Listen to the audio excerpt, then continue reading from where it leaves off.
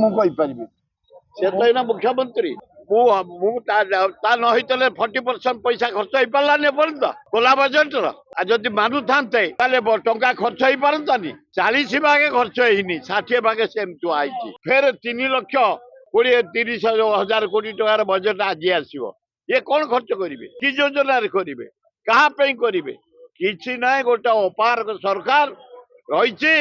କେତେବେଳେ ରାତି ପାଇଲା ବେଳକୁ ନଥିବ ସରକାର ଖୋଜିଲେ ମିଳିବନି।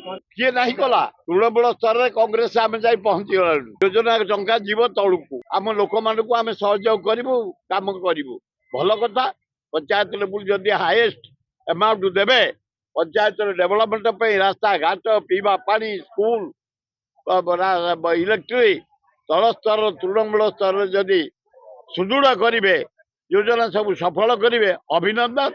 ଆଉ ନ କରି ପାରିଲେ ଆମେ କଂଗ୍ରେସ ବାଲା ଗାଁ ଗାଁ ବୁଲୁଛୁ, ୱାର୍ଡ ୱାର୍ଡ ବୁଲୁଛୁ, ସଂଗଠନ ସୁଦୃଢ କରୁଛୁ। ସେଇ ପଇସାକୁ ନେଇ ଲୋକଙ୍କ ପାଇଁ ପହଞ୍ଚେଇବୁ। ଲୋକେ ଆମକୁ ସାହାଯ୍ୟ କରୁଛନ୍ତି, କରିବେ।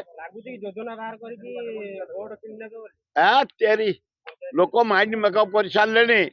ସର୍ବଭାରତୀୟ ସ୍ତରରେ ନରେନ୍ଦ୍ର ମୋଦୀ ଫ୍ଲଡ୍ ଏବଂ ଯାହାକୁ କୁହାଯାଏ ଖରାପ, କେବଳ ଟୁରିଷ୍ଟ ଚାରିଆଡେ ବୁଲୁଛି। 92ଟା ଦେଶ ବୁଲି ସାରିଲେଣି ତାଙ୍କ ସମୟରେ। ଏ ଗରିବ ଜନସାଧାରଣ ପଇସାରେ ଖାଲି ବାହାପିଆ। ଟ୍ରମ୍ପ ପାଖରେ ଭାରତଟାକୁ ବିକ୍ରି କରିଦେଲା। ତେଣୁ ଆକୁ ଆଉଟ କର। ରାହୁଲ ଗାନ୍ଧୀ ରହ ସଂଗ୍ରାମ କରୁଛନ୍ତି ଚାଷୀଙ୍କ ପାଇଁ, ବେକାର ପାଇଁ, ଆଇନ ଶୃଙ୍ଖଳା ପାଇଁ, ଚାଷୀଙ୍କ ଧାନ କେମିତି ସାରା ଭାରତ ବର୍ଷରେ ଗହମ ବିକ୍ରି ହବ, ଆମଦାନୀ ହବ, ସେଥିପାଇଁ। ତେଣୁ ରାହୁଲ ଗାନ୍ଧୀ ଚଏସ୍ କରିଛନ୍ତି। ଓଡ଼ିଶାରେ ଭକ୍ତ ଦାସ ବୁଲୁଛନ୍ତି ଚାରିଆଡେ। ଆମକୁ ସବୁ କହିଛନ୍ତି ତୃଣମୂଳ ସ୍ତରରେ ଯାଇ କାମ କରିବା ପାଇଁ। ମୁଁ ଏଇନା ଚନ୍ଦକା ଚାଲିଲି, କଂଗ୍ରେସ କମି।